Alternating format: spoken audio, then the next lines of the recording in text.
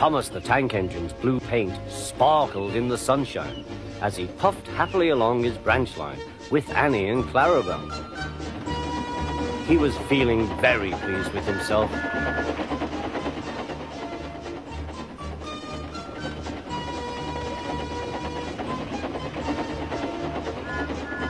"Hello, Thomas," whistled Percy. "You look splendid."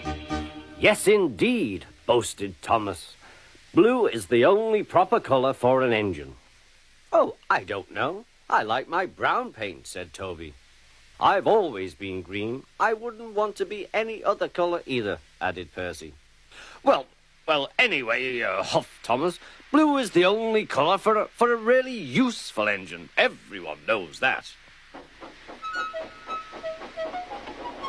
Percy said no more. He just grinned at Toby. Later, Thomas was resting when Percy arrived. A large hopper was loading his trucks full of coal. Thomas was still being cheeky. "Careful," he warned. "Watch out with those silly trucks." Go on, go on," muttered the trucks. "And by the way," went on Thomas, "those buffers don't look very safe to me." The last load poured down. "Help! I'm choking!" cried Thomas. "Get me out!" Percy was worried, but he couldn't help laughing. Thomas's smart blue paint was covered in coal dust from smoke box to bunker. "Ha ha," chuckled Percy. "You don't look really useful now, Thomas. You look really disgraceful." "I'm not disgraceful," choked Thomas. "You did that on purpose. Get me out."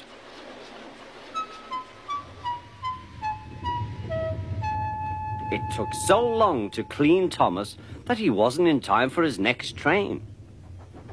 Toby had to take Annie and Clarabelle. "Poor Thomas," whispered Annie to Clarabelle. They were most upset.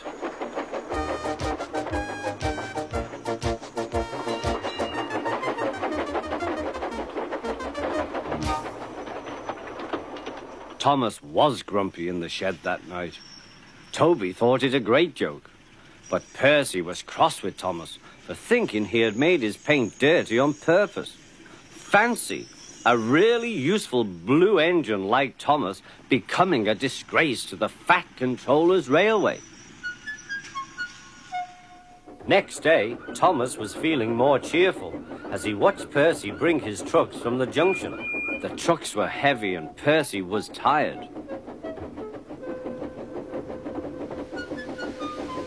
"Have a drink," said his driver, "then you'll feel better." The water column stood at the end of the siding with the unsafe buffers. Suddenly, Percy found that he couldn't stop. The buffers didn't stop him either. "Oh," wailed Percy, "help!" The buffers were broken and Percy was wheel-deep in coal. It was time for Thomas to leave. He had seen everything.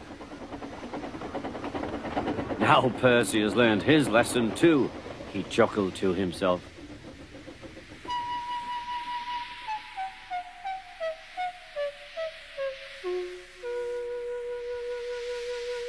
That night, the two engines made up their quarrel.